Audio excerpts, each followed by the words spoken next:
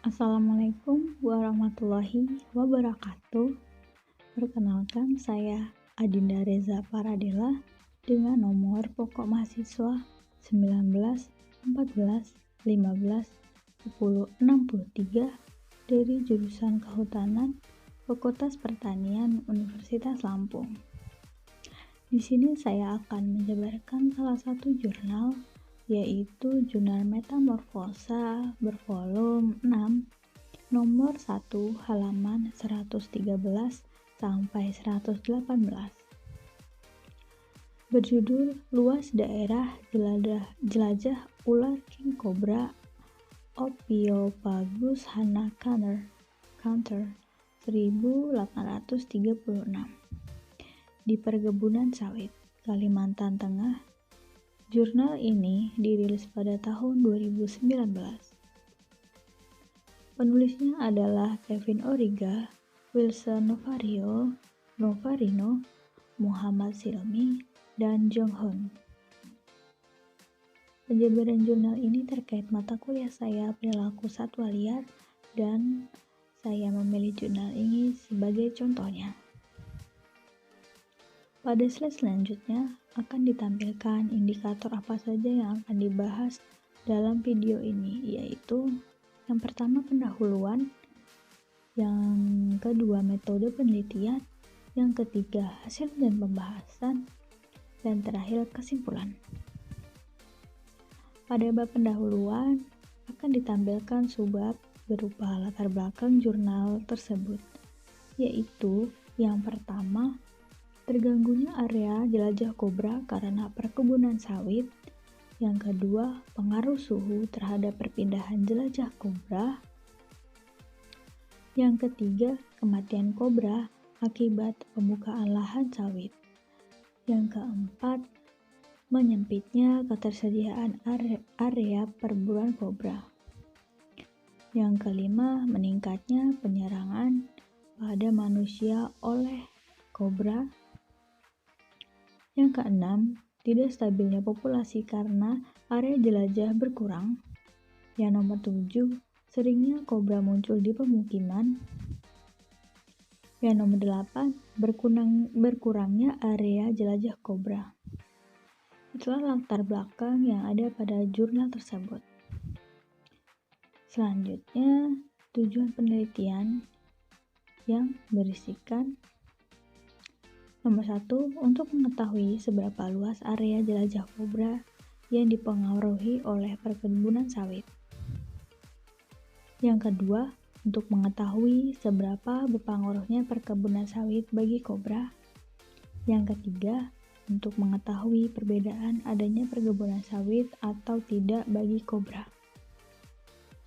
Yang keempat, untuk mengetahui perubahan kobra saat area jelajahnya menyempit. Untuk slide selanjutnya, ada metode penelitian. Metode penelitian yang digunakan yaitu yang pertama, terlebih dahulu harus mengetahui lokasi yang digunakan, yaitu di kawasan sawit PT SSS Kalimantan Tengah. Yang kedua, menggunakan metode observasi langsung dengan radiotelemetri. Yang ketiga, mengamati kobra dewasa atau cukup umur dengan panjang kisaran minimal 3,5 meter. Yang keempat, mendapatkan data dengan memasangkan transmitter dengan cara implantasi dan dicopot kembali jika sudah selesai melakukan penelitian. Yang nomor 5, pengamatan biasanya dilakukan selama 3 bulan di musim yang sama. Maksudnya saat musim penghujan, 3 bulan itu musim penghujan semua. Jika musim kering, 3 bulan itu musim kering semua gitu. Yang menghasilkan data koordinat proyeksi nantinya. Yang nomor 6, pemasangan kamera pengintai pada tempat yang biasanya dilalui kobra untuk jelajah. Yang nomor 7, mengikuti pergerakan kobra saat melakukan jelajah. Yang nomor 8, memasangkan alat deteksi pada kobra itu sendiri dengan membius kobra dewasa. Yang nomor 9, bertanya dengan pekerja yang ada di area perkebunan sawit tersebut. Karena biasanya kebanyakan yang sering berinteraksi orang-orang yang bekerja di area-area perkebunan sawit. Dan yang ke-10, mengamati kobra saat mencari makan di area jelajahnya. Metode-metode tersebut dapat dipengaruhi oleh musim yang tidak menentu. Pelacakan kobra cenderung lebih sulit dibandingkan dengan hewan lainnya karena bentuk tubuhnya yang yang tidak memiliki kaki, juga biasanya dia sering bersembunyi di tempat-tempat yang sempit begitu. Jadi kemungkinan besar alat pelacak itu tersangkut atau rusak bergesekan dengan benda-benda lainnya. Kemudian digunakan kobra dewasa karena koordinatnya lebih akurat dan efektif dibandingkan kobra muda. Dan tentu saja, alat pelacak yang digunakan haruslah bagus dan kuat agar tidak mudah terlepas ataupun melukai kobra itu sendiri. Untuk hasil dan pembahasan akan disajikan dengan tabel-tabel. Pertama, tabel durasi kobra melakukan jelajah. Yang pertama, waktu yang digunakan kobra untuk melakukan jelajah berbeda tergantung dengan spesies kobra itu sendiri dan luas wilayah itu sendiri. Jadi, spesies kobra kan ada bermacam-macam. Itu mempengaruhi juga untuk luas jelajahnya serta adanya luas wilayah yang akan digunakan jelajah tentu saja sangat berpengaruh pada jelajah kobra itu sendiri. Yang kedua, musim yang dilalui. Ukuran kobra dan kondisi dari kobra tertentu saja mempengaruhi durasi jelajah yang dilakukan kobra. Selanjutnya akan ditunjukkan luas daerah jelajah dan posisi jelajah kobra. Jadi setiap tahapnya akan ditampilkan gambar-gambar yang sesuai dengan bacaan.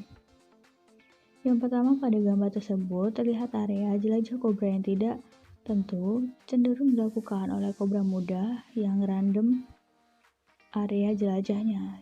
Jadi yang sudah disebutkan tadi, maka digunakan kobra dewasa karena kobra muda cenderung memiliki area jelajah yang tidak stabil. Jadi berbeda-beda setiap dia melakukan penjelajahannya. Tidak seperti kobra dewasa yang seperti otomatis dia akan mengikuti alurnya terus-menerus seperti itu.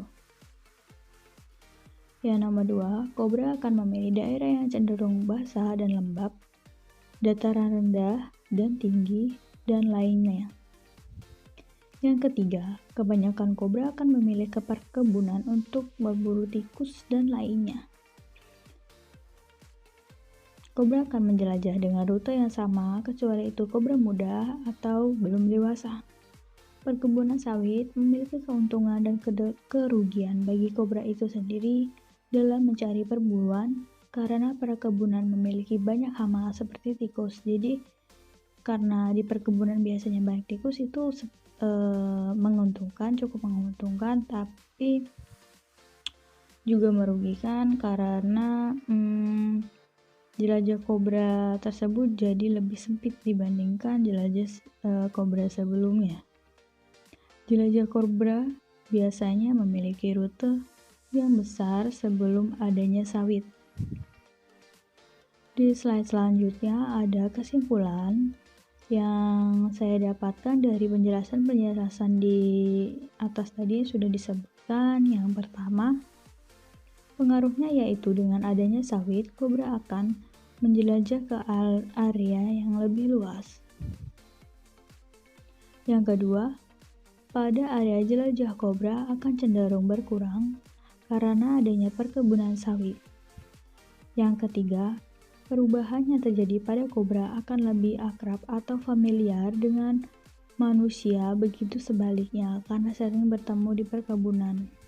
Itu bagi pekerja-pekerja juga dan masyarakat sekitar dari perkebunan sawit tersebut, otomatis mereka akan terbiasa dengan adanya kemunculan kobra itu sendiri.